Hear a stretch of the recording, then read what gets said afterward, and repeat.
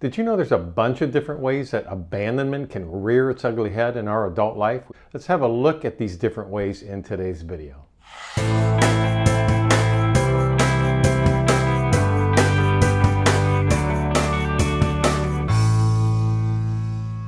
Many of us first think of abandonment in terms of my parents left me, my mom bolted, my dad moved out, and yes, that definitely is a form of abandonment. But there's also various types of emotional abandonment that sometimes gets overlooked as abandonment. So of course this all comes down to that in our life we usually then try to look externally to feel good about ourselves because we're still searching for whatever the core wound was around that abandonment. And we're thinking somebody else can fill this void for me. But it doesn't work that way. What will happen later as you work on this, hopefully in therapy, is you're going to be finding that self-love within you. You're going to be filling that void, reparenting yourself. Let's remember that abandonment is basically something that can lead to PTSD symptoms in our life.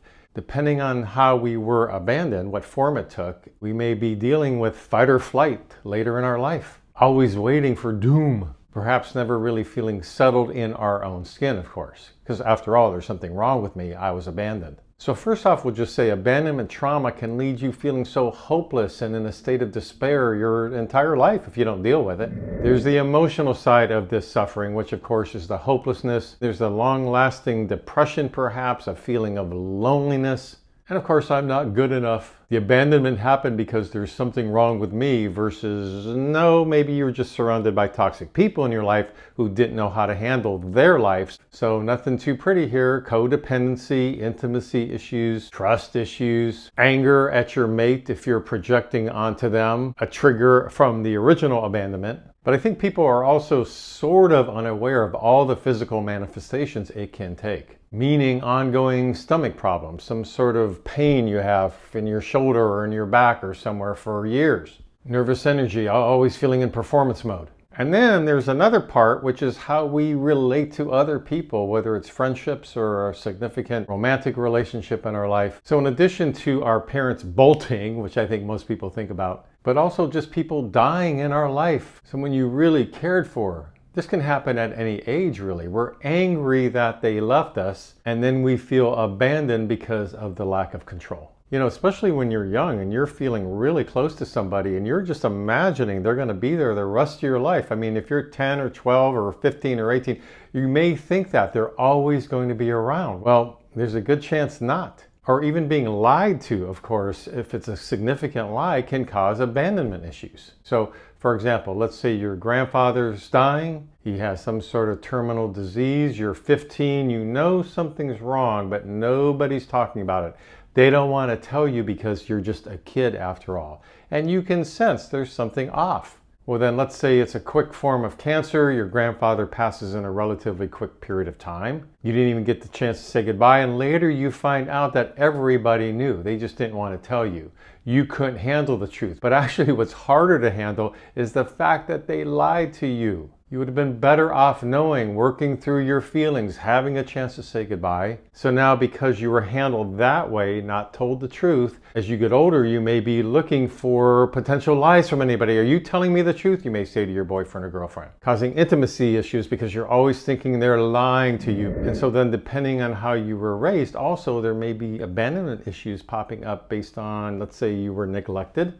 Left on your own to figure out life. Your parents were too busy. They really didn't care about you that much.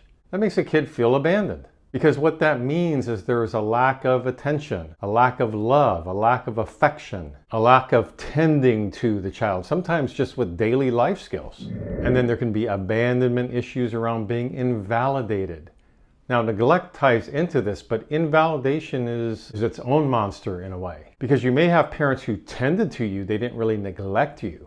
But they just simply shut you down every time you want to share authentic feelings, who you really are. They don't want to know. Now, of course, this could be a form of emotional abuse in terms of emotional incest.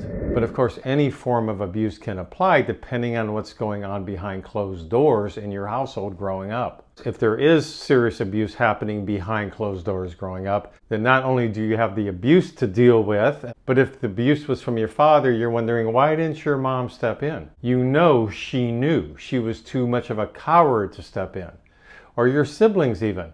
Now, of course, I'm just making up scenarios, but if it is a scenario like that, that's going to cause big time abandonment issues. Also, another way abandonment can sneak in is you're dating somebody, you break up after a year or two, but in the meantime, in that year or two, you got really close to your boyfriend or girlfriend's family. They're wonderful. So when you break up, you have to say goodbye to that extended family that maybe you were beginning to think was going to be there forever, but for whatever reason, the two of you are not going to make it as a couple. You decide to split.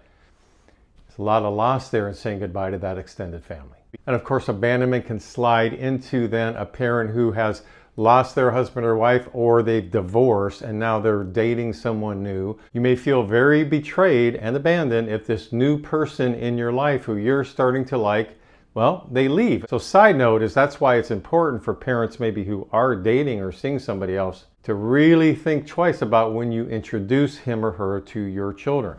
If it doesn't work out, abandonment issues may pop up galore. So until we begin to realize we have to heal these wounds within us, we're not really going to be able to find any satisfaction in any type of relationship. Because it's really not about what that other person can bring to you. It's about how you're going to love yourself through all the emotional pain you had to endure when you were younger, perhaps. The bottom line is we have to work on ourselves with that wound.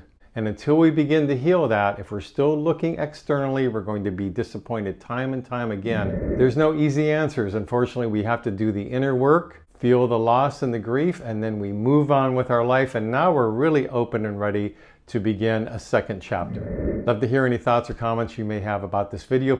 Please subscribe to my mental health YouTube channel if you like these kind of videos. And until next week, this is Brad Shore signing off from Ask a Shrink.